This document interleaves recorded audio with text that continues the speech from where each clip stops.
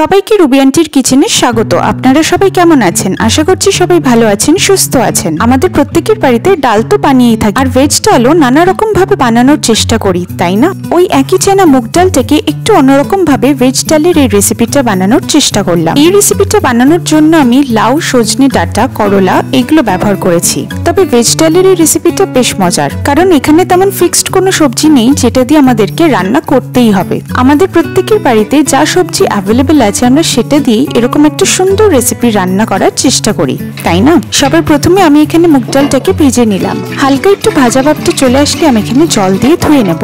তারপরে আমি একটা প্রেসার কুকারে জল দিয়ে ডালটাকে দিয়ে দেবো, আর 1 চামচ নুন দিয়ে ডালটা সেদ্ধ করার জন্য রেখে দেবো। এখানে আমি 3টে সিটিতে ডালটাকে সেদ্ধ করে নেব, আর যতক্ষণ ডালটা সেদ্ধ হচ্ছে ততক্ষণ আমি বাকি সবজিগুলোকেও কেটে নেব। একবারটি ডালে যখন লাউ, উচ্ছে, সজনে ডাঁটা মিলে যায় তখন সেই সাধারণ ডালটা একদম বিশেষ কিছু একটা যেন হয়ে ওঠে। আর এই ডালটা শুধু স্বাদে নয়, গুণেও ভরপুর। এই ভেজ ডালটা খেলে শরীর যেমন হালকা থাকে তেমনই নানা রকমের পুষ্টি পাওয়া যায়। আমাদের সবজি কাটার সাথে সাথে মুগ ডালটাও সেদ্ধ হয়ে গেছে। এটা সেদ্ধ হয়ে যাওয়ার পর আমরা ডালে কাটা দিয়ে দেবো।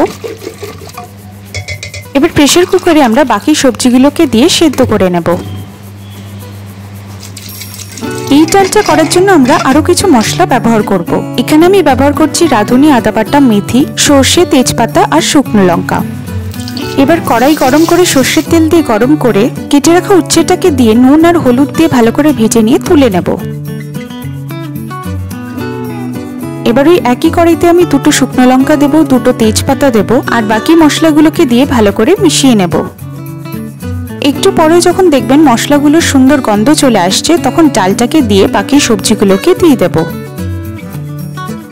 একটু কিছুক্ষণ মিশিয়ে নিয়ে সামান্য হলুদ দিয়ে ভালো করে মিশিয়ে নেব। তারপর দেব স্বাদ মতো নুন আর সামান্য চিনি।